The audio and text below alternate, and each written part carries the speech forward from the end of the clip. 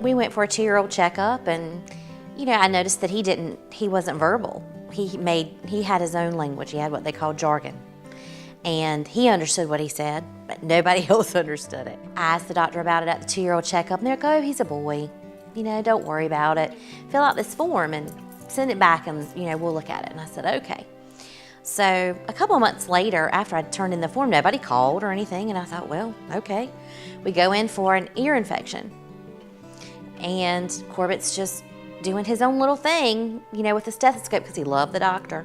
And he's talking to the stethoscope in his own little way, and the doctor, in a dead stop, turns around and says, that's a sign of autism, right?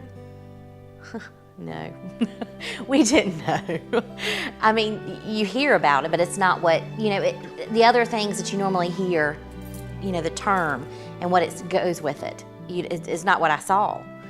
So we left with an appointment for an evaluation 4 months later. And I, knew then I wasn't going through the holidays not knowing what was wrong or, what we needed to do. So I ended up calling the CDSA, because I thought, well, somebody's got to have something faster.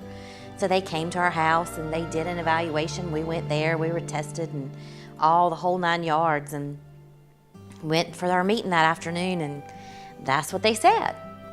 And I remember my husband said, have you ever been wrong? And the doctor said, no. He said, has anybody ever come back to you with a different story? And she said, no.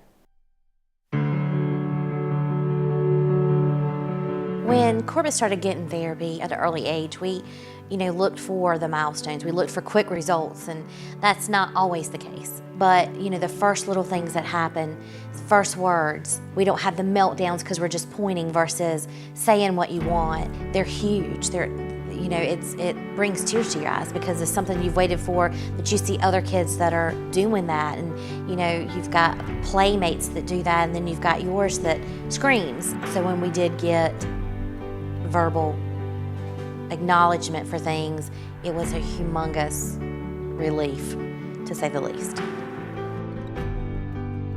Corbett, he has such a vast variety of things that he likes to do. Goes from one end to the other. He's into sports, of course. He loves ECU. He goes to basketball, football, baseball, pretty much all the games. He loves them. He's there cheering them on. And he also loves the weather.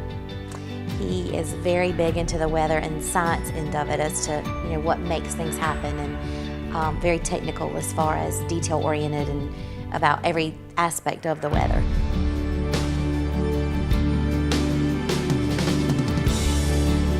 I think it's very important to have a autism developmental center here in Eastern North Carolina. The financial responsibilities here for parents are huge with kids with autism for therapies, and I think that the knowledge that the parents will gain, as well as the therapy and the advancement that the children will gain from the therapy, will be huge. I think that everybody can learn and grow from a developmental center here.